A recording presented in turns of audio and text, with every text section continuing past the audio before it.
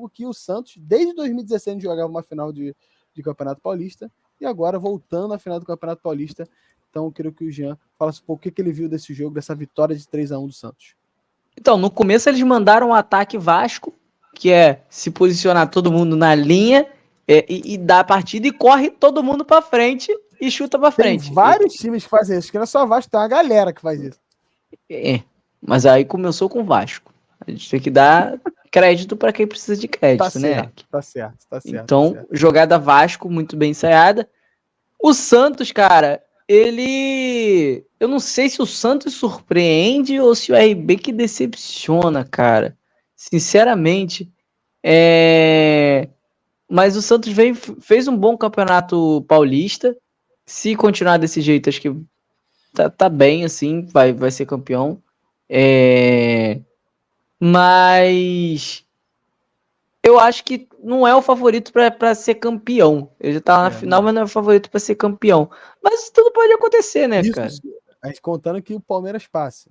Acho que a gente tá nessa perspectiva. Eu tenho uma opinião diferente. Mas mesmo se passar o Novo Horizontino, se o Novo Horizontino for capaz de passar do Palmeiras, sei não. Pode ser. Mas eu aproveitar pro Leandro falar, porque tem uma dinâmica nesse time do Santos, que ele tem, por exemplo, o ataque do Santos é um ataque que ficou marcado, principalmente os pontas, são jogadores muito utilizados, que é o caso do Guilherme e do Pedrinho. E assim, num elenco, num time que tem um treinador que a gente entende que é meio reativo, que é um treinador meio retranqueiro, que é o caso do Carille. Mas é um time que tem feito muitos gols e tem atingido sucesso, que são as vitórias, e atingindo os objetivos no ano até agora, que é chegar à final do Paulistão, esse primeiro objetivo do ano. Quero que você falasse o que você entende dessa dinâmica, de um time que é mais retranqueiro, mas em muitos momentos propõe jogo, ataque, faz gols, enfim. Cara, eu acho que o próprio elenco do Santos acaba forçando essa dinâmica. O Santos contratou muitos jogadores tecnicamente bons para compor ali o ataque. Então, acho que essa dinâmica se dá muito também por causa do elenco. E eu acho que de fato, a grande válvula de escape do Santos, porque eu não acho que o Santos tenha um meio tão criativo. Então, acaba que a jogada do Santos, naturalmente, só porque eu falei o meio campo deu um... Pituca deu um passe lindo. Exatamente, mas assim, não é recorrente. Então, eu acho que por ter, em alguns momentos... Nossa Senhora! Por ter, em alguns momentos... Foi expulso. Essa falta de criatividade, eu acho que o time acaba optando por essa saída mais com os pontas. Acho que essa dinâmica se dá por isso, talvez por excesso de jogadores tecnicamente bons nas pontas e no meio pouco criativo.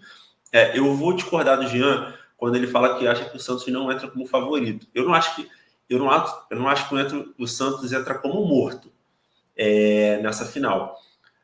Por quê? Porque se o Novo Horizontino for para a final, eu acho que o Santos é favorito. E se o Palmeiras for para a final, eu não daria um favoritismo tão grande para o Palmeiras.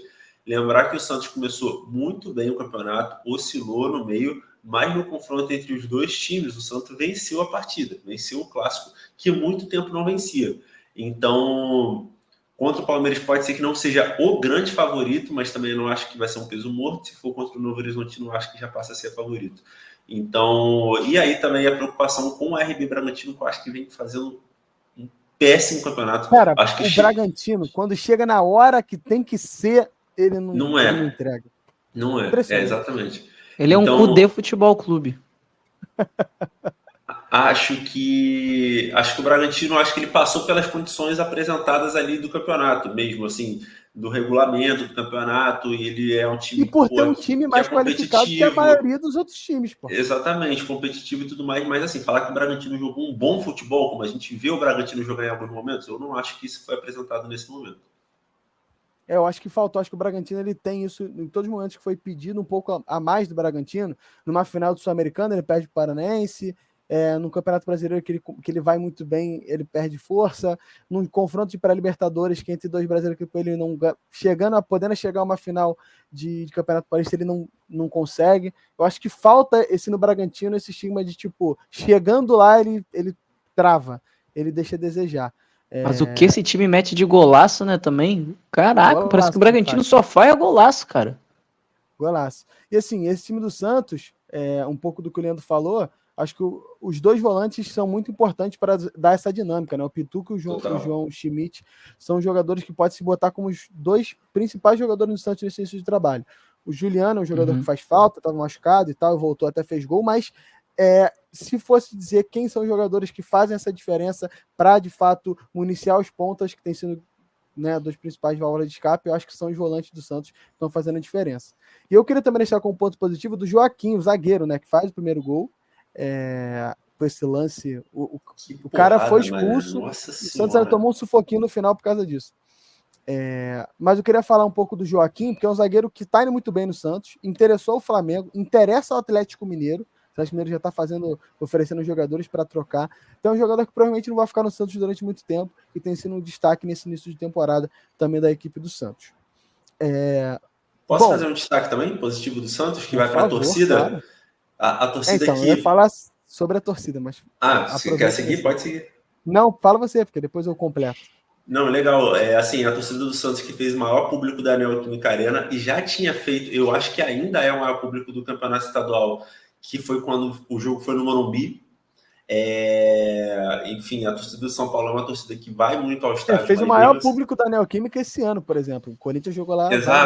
Exatamente. E do Morumbi, eu não lembro se é o do Morumbi ou se é o do Campeonato Estadual como um todo. Vou ver para você. Então, assim, cara, muito legal ver a torcida do Santos abraçando o time fora da cidade, né? Na cidade de São Paulo, o Santos é de Santos, mas a presença fora da cidade, uma presença num momento em que o time está na Série B, acho que é o pior momento da história do Santos, a torcida do Santos fazendo números expressivos quando o estádio favorece, né? A Vila Belmiro é um estádio muito pequeno, acaba que a média de público é muito baixa, mas em estádios que tem maior capacidade, a torcida do Santos tem se feito presente, acho que é muito legal se destacar. Parabéns para a torcida santista. Eu vi alguns vídeos ontem do Emicida, do Projota, do Mano Brown no estádio. É muito maneiro ver esses caras apoiando o time. Acho que, cara, é só ressaltar isso. Sim, de fato, parabéns para a torcida santista. E eu acho que a final, independente de onde seja, vai ser na Vila Belmiro, né? O jogo que o Santos vai jogar em casa vai ser na Vila Belmiro, por não poder jogar na capital. Então, esse é até o que eu queria falar sobre isso, era sobre, exato, por ele ter jogado na Neoquímica, ele pagou as despesas, pagou o aluguel, se não me engano foi na faixa de 1 milhão o aluguel que o Santos pagou para poder jogar na Neoquímica Arena. Deixa eu até confirmar essa informação, porque eu tinha lido que eu tinha separado que era 1 milhão, mas eu vou... tá aqui, 850 mil foi o valor, só que ele assumiu as despesas, então a gente acaba totalizando um pouco nessa faixa. E assim, o que eu queria falar era sobre exatamente essa dinâmica, porque os jogadores do Santos, eles falaram que preferiam jogar na Vila Belmiro. Eles falaram isso. Só que a torcida, isso é um dilema tão antigo sobre o Santos jogar na capital, quando existiu o Pacaembu, o Santos mandava alguns jogos lá, e o pessoal fala que o seu estádio onde ele é em Santos, mas a torcida santista que era a capital sente falta. E assim, então... E falam até de uma diminuição da torcida santista por causa da Vila Belmiro, né? Por não ter a capacidade de... Então, ao longo do tempo, óbvio, né? Ao longo da década de 60 até hoje, é muito tempo que se passa. Claro, e assim, a Vila Belmiro, cara, ela são para 16 mil, se eu não me engano, a quantidade de pessoas que cabem na Vila Belmiro. Vou até confirmar, 17 mil, né? Pessoas ali que cabem. Então, assim, é um espaço pequeno para qualquer clube da Série A, eu acho. Acaba sendo um espaço pequeno, e ao mesmo tempo sente esse afastamento da torcida que é da capital. Então, com a falta do Pacaembu, ficou mais difícil, porque ele tem que negociar com os rivais diretos para jogar nos seus estádios. Então, eu acho que isso vai ser um dilema que dificilmente vai ser acabado do nada. Mas na cabeça do Santos, para mim, tá? Eu pensando como dirigente, eu acho que faz mais sentido em jogos que o Santos, como ele, por exemplo, decidiu a final da Copa da Libertadores 2011. Eu acho também por uma questão que a Libertadores nem deixaria ele mandar o seu jogo final na Vila Belmiro pela capacidade. Mas a gente sabe que torcedor, em momentos bons, a gente sabe que vai mais torcedores. Tem um torcedor que ele está em todos os momentos, mas a gente sabe que em momentos bons tem mais torcedores. Então, assim, o Santos bem, se ele mandar em jogos com mais capacidade, a torcida santista vai, cara. Ela vai. Foi o caso do jogo contra o Bragantino. Então, uma final, por exemplo, mandar um jogo num campo maior, vai.